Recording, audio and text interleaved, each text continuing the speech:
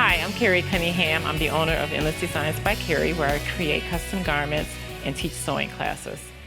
Have you ever had a problem finding the perfect pattern?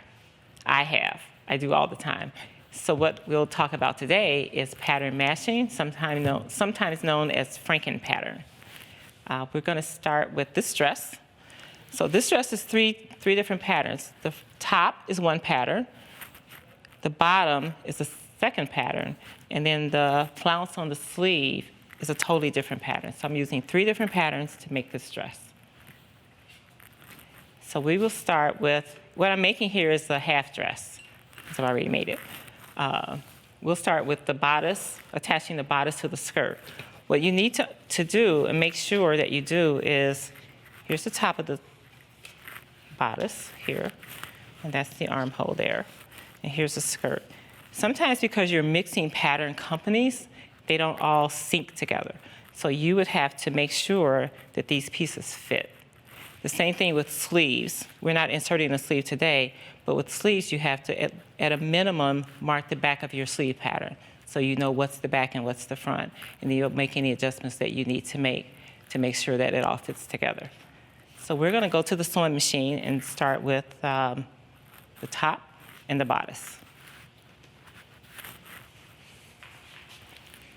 And today I'm using a contrasting thread, but the first thing I want to do is test my stitch because I'm using a knit fabric that stretches a little bit in both directions.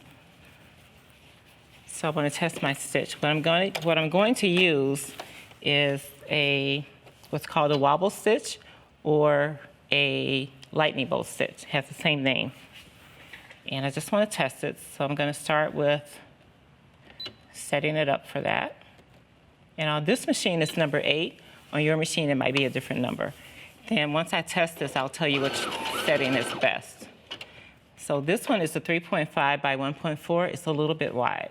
So I'm going to take it down to a 2.5 by 1.4. Again, it's a wobble stitch.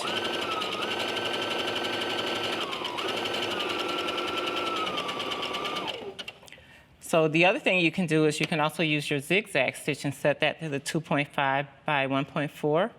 You can also do a serger. The dress that I made here is completely done on the serger, or 90% done on the serger.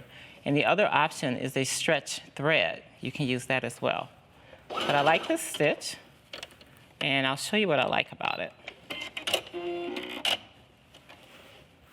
If you look at it, where I started with the wider stitch, you can see it a little bit as a zigzag, but when I narrowed it down to the 2.5 by 1.4, it looks like a straight stitch from the inside, or from the inside of your garment. So we'll go with that stitch, and we're going to stitch the top to the bottom. Make sure we get everything nice and lined up. Make sure it all fits. And you want to make sure it fits before you come to the machine. So I'm using a 5/8 inch stitch. And you can also do that again on your serger. And I'm going to stitch all the way through. And if you don't know what the 5/8 inch stitch is, on your machine you have guides here. On most machines you have a guide here. So I'm right at that 5/8 inch line. It's just a little shy of the edge of the presser foot. We'll go to the end. On knits, I don't like to do back stitches because sometimes when you're at the edge, it'll go down into the machine, and we don't want to do that. So I'm just going to cut my thread and take it off the machine and take it back to the table so you can see the stitch up close.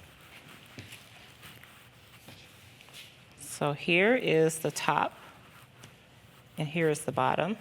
And there's that stitch. Nice and narrow. On this side, it looks really good. I'm using black as a contrast, just so you can see. I would normally use red. But yeah, so that's ready. And then we will work on the flounce. And I know some people are a little bit afraid of circles, sewing in the round, but it's not that difficult. So the key here is to find the center of the sleeve. And I like to put a pin in it to mark it rather than using a marking tool. This is my marking tool. I'll put a pin there. That's the center of the sleeve. And then I want to do the same thing with the flounce. So find the center, and we'll put a pin here.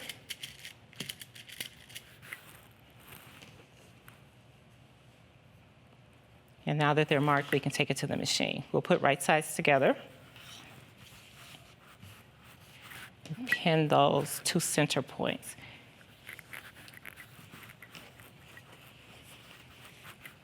So line those 2 pins up. I take one out, hold it in place, take the other one out, and pin it back in place. And it's ready to go through the machine. So you just want to keep your raw edges together. No pulling, no stretching, no need to do that. You don't want to do that on any knits. And then we're just going to start with our same stitch, our same wobble stitch.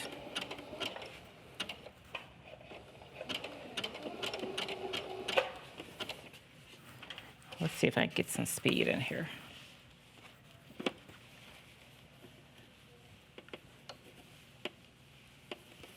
So you don't need to turn this. You just sew as if you're sewing a straight stitch. And just keep it straight. Don't let it pucker. Don't let it cause any puckers. Keep everything lined up. If you need to put more pins, you can. But not a lot. Maybe 3 on each side. 3 on each side of the center point. I definitely wouldn't use more than that. So I'm taking this pin out because we don't sew over pins. And we're going to get this all lined up.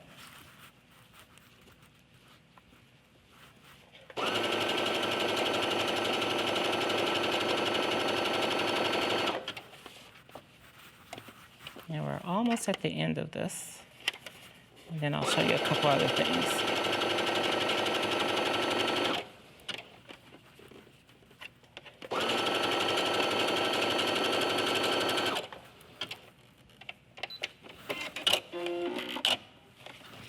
Okay, so we got our flounce on. Look how pretty she is.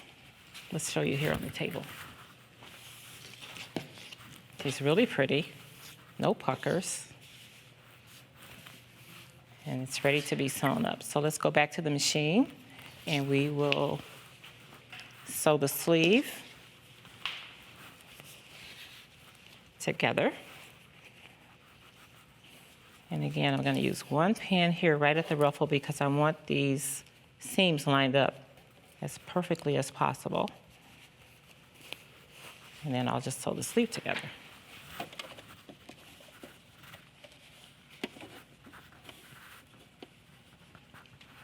So this is a knit fabric and it's curling, but that's okay, we can get it. So again, I'm gonna line up all my raw edges.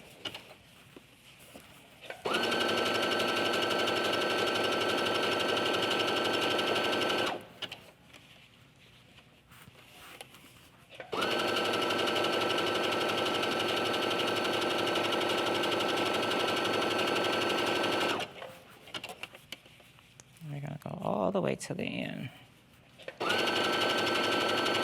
I'm sewing close to the pin because I'm capturing the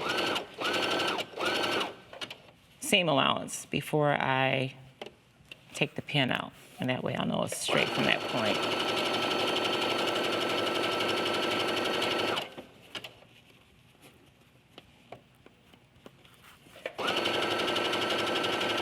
So this is kind of a lesson on sewing with knits. Use your wobble stitch, use your stretch needle, go slow, keep everything lined up, use as few pins as possible.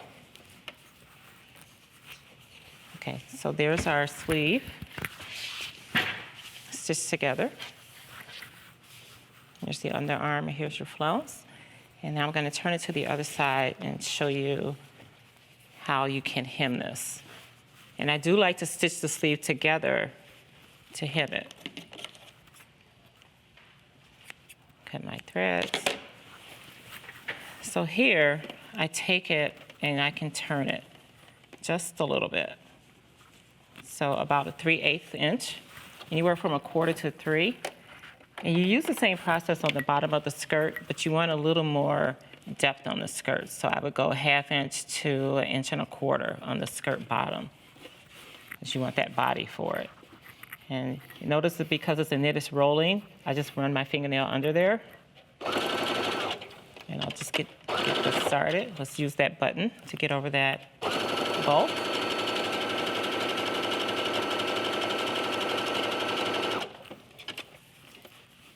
And because this flounce is not going to be worn against the body, you can also stitch at this point with a straight stitch if you like.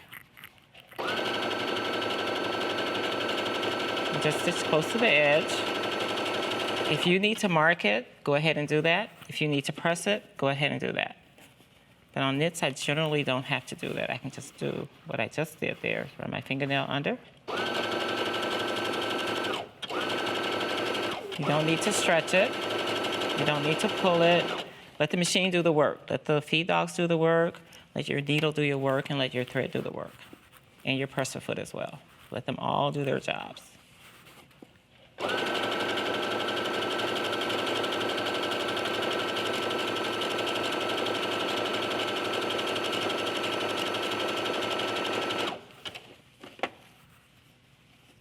Okay, so I'm going to take this back to the table.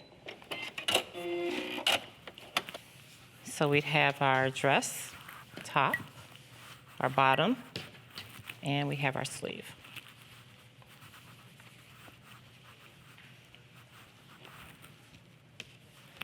And now if you look at this, you can kind of tell where I started. So here I started with the flounce. And that's this, obviously that part. I'll turn it around so you can see the hem there too. And then I have the bodice from this pattern. And I have the skirt from this pattern. And this skirt can be as long as you want. You can even make it wider if you needed to. So that's how easy it is to mix your patterns. You can mix 2 or 1 or 3 or even 4 or more to get the exact garment that you need. And you also got a little bit about how to sew knits.